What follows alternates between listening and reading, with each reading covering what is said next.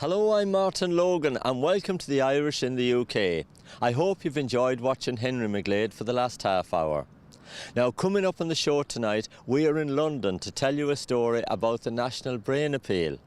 We'll be in Cheshire to join the East Cheshire branch of the Pony Club, and we'll be having some wonderful music from Nathan Carter. So we hope you'll stay with us and enjoy. Now tonight we're going to tell you a story about Danny O'Sullivan, a very popular Irishman and a true gentleman. Danny immigrated from his native County Kerry many years ago and ran a very successful business in London, until one day his whole world fell apart. It was a very traumatic time for Danny and for all his family, and I'm going to let Danny's son Tim and Tim's partner Casey tell you the story. The Danny Sullivan Group supplies trades and labour to all the main contractors across the UK. It was set up in 1986, and last year we had our 30-year anniversary and 120 of our employees were with us 20 years or more. Now, we know the company was set up by your dad, a great Kerry man, of course, arrived here in London many years, and the company has developed into a massive company down the years. It has indeed. He came to London at the age of 16, didn't have a whole pile. He came from a farming background and he came over with his uncle at the time, and he started working for the Murphy Group and worked his way up, and one of the clients at the time thought there was potential in him, so he said he'd start off with 10 men and he went to 100, and today we've about 1,500 working for us. Absolutely. Now, we know that your dad was always very interested in helping out Irish people when they came to London for jobs, and he opened a special office for that, didn't he, in 2011? He did. In 2011 he helped open an office to support young Irish people coming over to the UK to help out with their CSCS cards and bank accounts, and it was a credit, to be honest, because a lot of them are working for us now, and they're really senior people in their organisation. OK, now tell me what happened to your dad. Yes, on the 27th of June, my dad collapsed and he had a brain hemorrhage, and that morning I spoke to him at 5:10, and he was having his breakfast and he was up and he was in great form, and he went out to site at 6 o'clock, and then he went back and he went on his bike for a couple of hours cycling, and I felt a bit of a pain in the back of his head. So I went down to the office and he showered and changed, and went down to his doctor in the city and literally sat down with her and told her he had a pain in the back of his head, and he collapsed.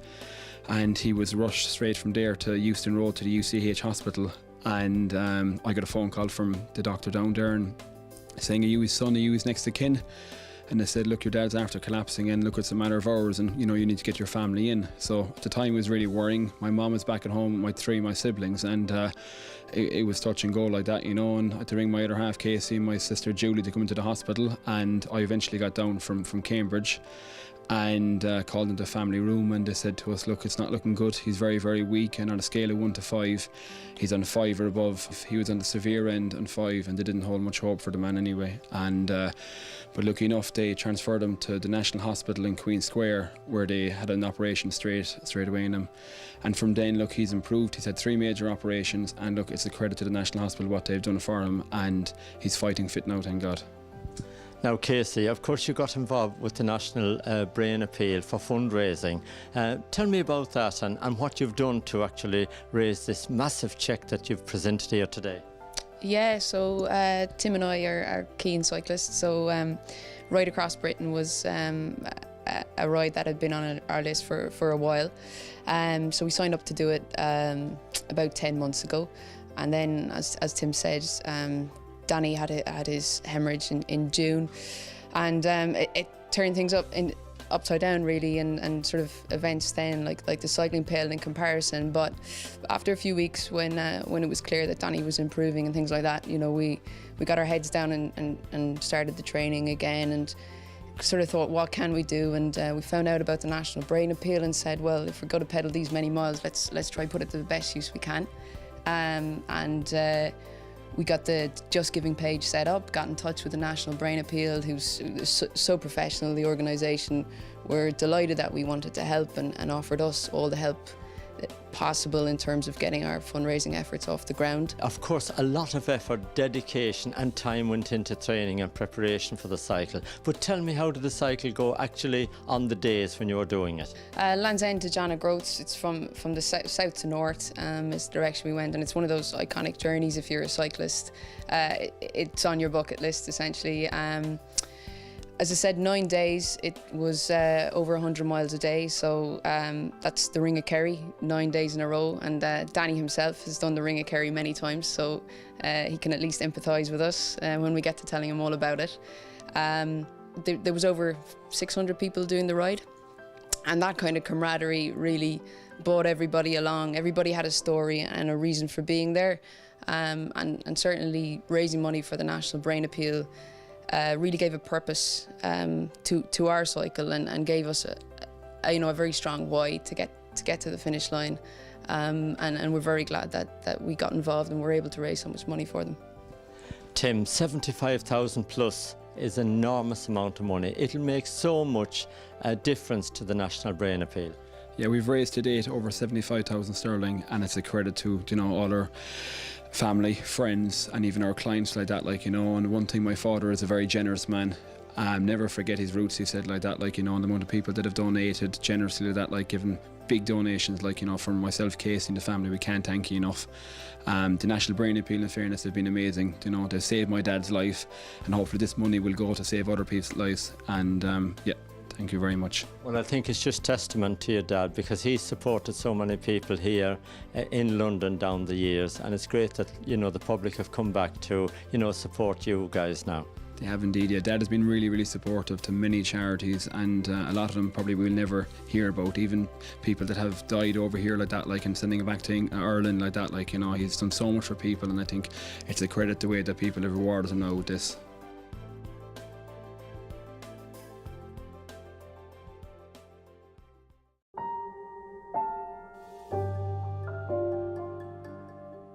Now, Nicola has been treated by the National Brain Appeal, and here's her amazing story. This is Nicola. Like more than 12.5 million people in the UK, she's been affected by a neurological disorder. In 2013, I started to get migraines almost weekly, which was worrying because that was going on for a couple of months. I was sent for a scan, and the scan showed up that there was a brain tumour. Nicola was referred to the National Hospital for Neurology and Neurosurgery in London that specialises in diseases of the brain, spine and nervous system. I went to see the neurosurgeon, Neil Kitchen, and he confirmed that it was a tumour and it does need to be removed.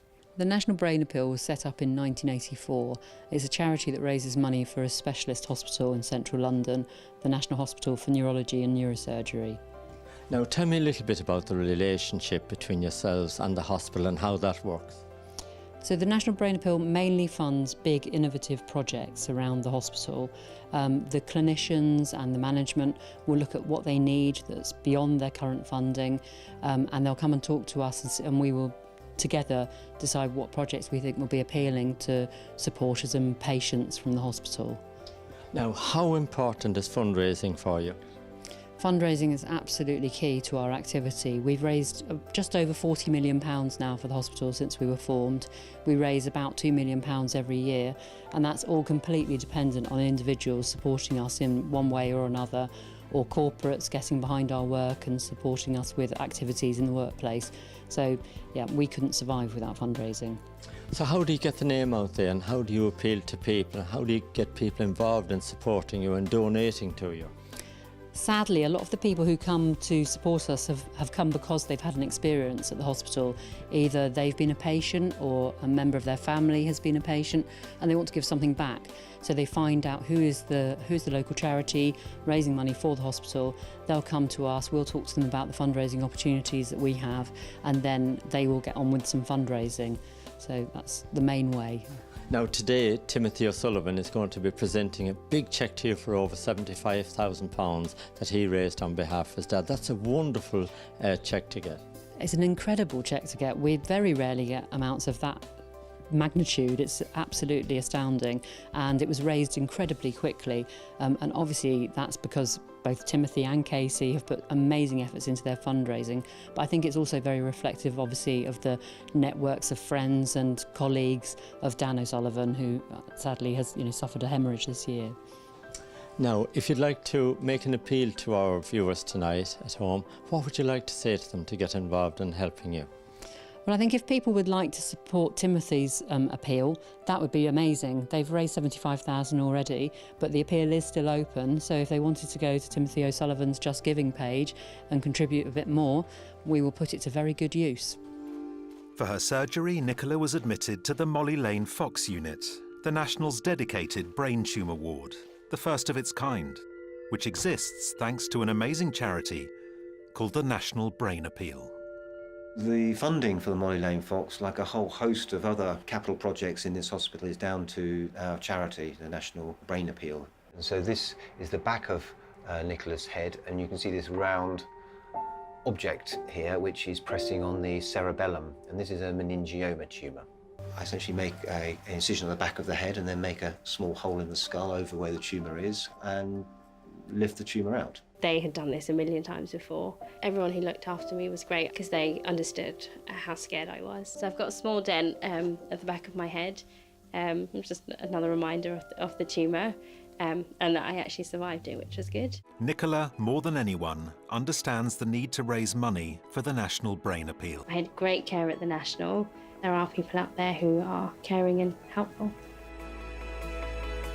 By supporting the National Brain Appeal, you can help people like Nicola make the best recovery possible. Thank you.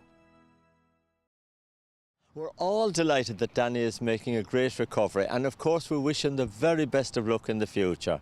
And many congratulations to Tim and Casey for the wonderful amount of money of $75,000 that they have raised, and a big thank you to everyone who has contributed to that. Of course, the National Brain Appeal does wonderful work, and if you can help them or donate in any way, please contact the number on the screen now. Now we're off for a very quick break.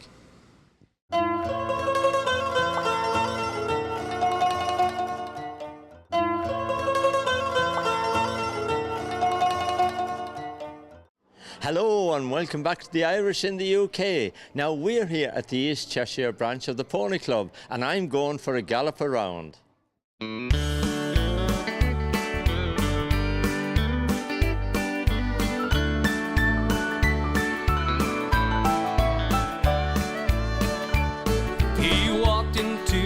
I became involved with the East Cheshire branch of the Pony Club over 25 years ago when Emma was riding and doing show jumping and eventing, and I was asked if I would like to start a mounted games team, and it's gone on from there. And of course you've seen it grow so much over the years. Oh, very much so, yes. It's a very big branch now, and we do lots of disciplines.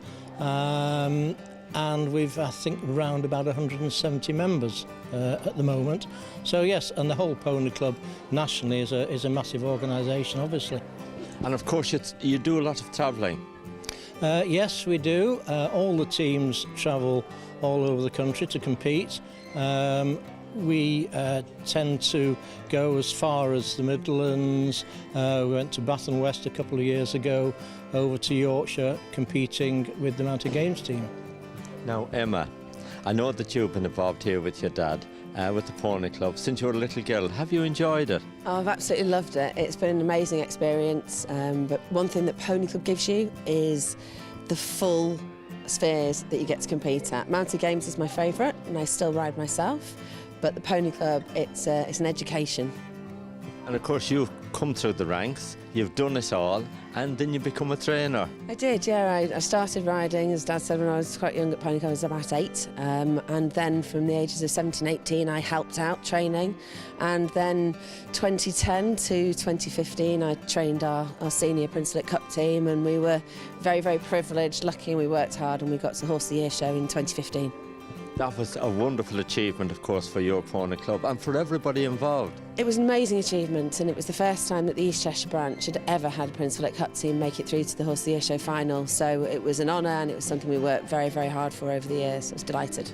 How important do you think that success was for building the Pony Club going forward? I think, well, the Pony Club is the largest youth organisation in the world. and it has a huge amount of publicity. Different areas and regions have different disciplines which are more proficient, more popular. So for East Cheshire Pony Club to have that success in 2015, I think will really have lifted our mounted games awareness and got more people wanting to have a go join the branch. Well done. Brian, tell me what's happening here today. Well, this is a rally. We have rallies and practice throughout the year, and this is our Halloween fun rally.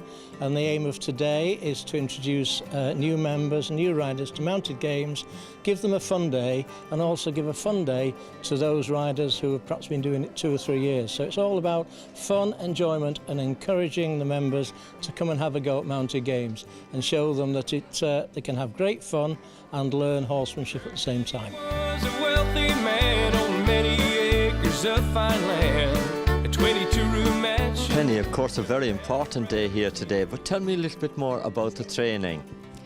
Within East Cheshire branch here, we run it all the way through the year. We start off normally in January, and the children meet on a Wednesdays evenings, and we come along and split into the age groups and we practice the races.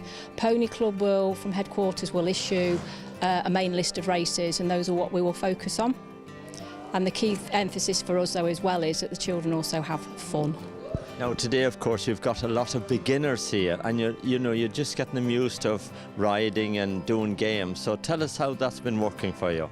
Oh, this is marvellous. As you can see from the children today, we've thrown all kinds of different equipment in. The ponies are having a fantastic time as well. And it's just to teach the children confidence.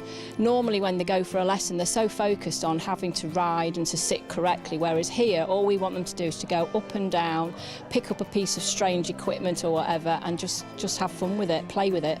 Now, Louise, of course, you've done all this at a younger age. Now, how are you enjoying the training? I like it because I meet other kids and have a laugh with them, really. I like them having fun and, yeah. And you take on the younger ones, so you would train them from what age? So they're between, some are like 6, 7, up to the age of 10, and then they're the juniors, and then 11 and up to the age of 14 is your seniors, so I get the younger ones. So as we were saying, you've got a lot of new children here today, and it's a day out for them, let's say. How many of those children now do you think will come back? Hopefully all of them, and I think they've all done really well today, and I think they're all loving it, and they're all happy, so I think they'll all come back. How difficult is it to get children involved, Penny? I don't think it's so much the children getting involved, it's getting the parents involved, because the parents, of course, have to bring the children. If we can get those parents involved, it's brilliant. The children will come along and have fun. So for us, it's trying to get the parents involved. And of course, it's Halloween time, and we saw a lot of the children there dressed up, and with their face painted and so on. Oh, it's fantastic imagination. We've got cobwebs on ponies, we've got spiders in the manes, and we've got the faces painted. It's absolutely wonderful. And of course the club wouldn't succeed without you guys, because training is so vitally important. Yeah, but we're here to have, my children went through and did the games, and all I've been doing is just putting something back. My children enjoyed their games careers, and I just feel like just putting something back as a thank you to Pony Club. But I've never been to a wedding yet. Among the gifts the bride will get, someone will always give her. Dan, have you enjoyed today? Yeah, it's been really good. Now, what's it like riding this pony up and down there? Is it very fast? Yeah, she's a bit mad, to be honest. Is she? Yeah. So, when she's a bit mad, what have you got to do? Just got to sit up and make sure I don't fall off, to be honest. Poppy, how are you? Good, thank you. Have you enjoyed today? Yeah, I've really enjoyed it. It's been lots of fun. I love your face, the way you've painted up for Halloween. Thank you. It wasn't me, it was my mum who did me. Well, she's done a really good job. Yeah. Thank you. Now, have you enjoyed today? Yeah, I've really enjoyed it. Do you come every week training? Yeah, I do, yeah. Now, Izzy, how long have you been here at the Pony Club? About 2 years. About 2 years. And are you enjoying it? Yes. Do you ride the same pony all the time? Mhm. Okay. Is there many of your friends here? Yes. So quite a few of you come from around this area, and you all come and train every Wednesday? Yes. Well, you're all doing a wonderful job and congratulations to you all. Well, we've had a wonderful time here at the East Cheshire branch of the Pony Club. We hope you've enjoyed it at home. Now, sadly, that brings us to the end of the programme this week. Don't forget, Henry McGlade is back next Thursday evening at 7 o'clock, and I'm back at 7:30 with the Irish in the UK. Now, until then, thank you for watching. We hope you've enjoyed the show, and we're going to leave you with a little bit of music from Nathan Carter. And if you see your sister falling by the way, I just stop and say, hey, you're going the wrong way. Let's do it. You've got to try a little kindness, show a little kindness, just shine your light for everyone to see. And if you try a little kindness, then your love will lift the blindness of the narrow-minded people on the narrow-minded streets. Oh, yeah. 'Cause you've got to try a little kindness, show a little kindness, just shine your light for everyone to see. And if you try a little kindness, then your love will look at the blindness of the narrow-minded people on the narrow-minded streets. Hey!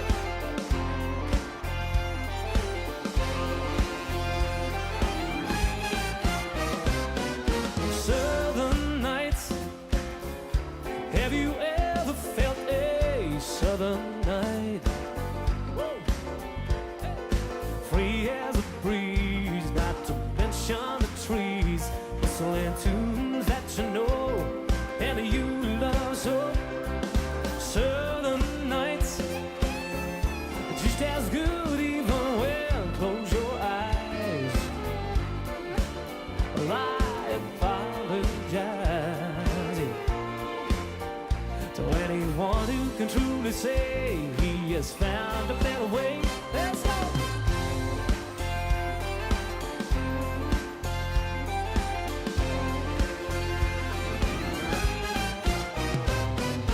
Southern nights, have you ever felt a southern night? Free as a breeze, not to mention the trees, whistling tunes that you know and you love so. Tell me, have we many country music fans in Dublin tonight? You'll know this one if you are. Let's do it. Like a rhinestone cowboy, riding out on a horse in a star-spangled rodeo. It sounded good. Like a rhinestone cowboy,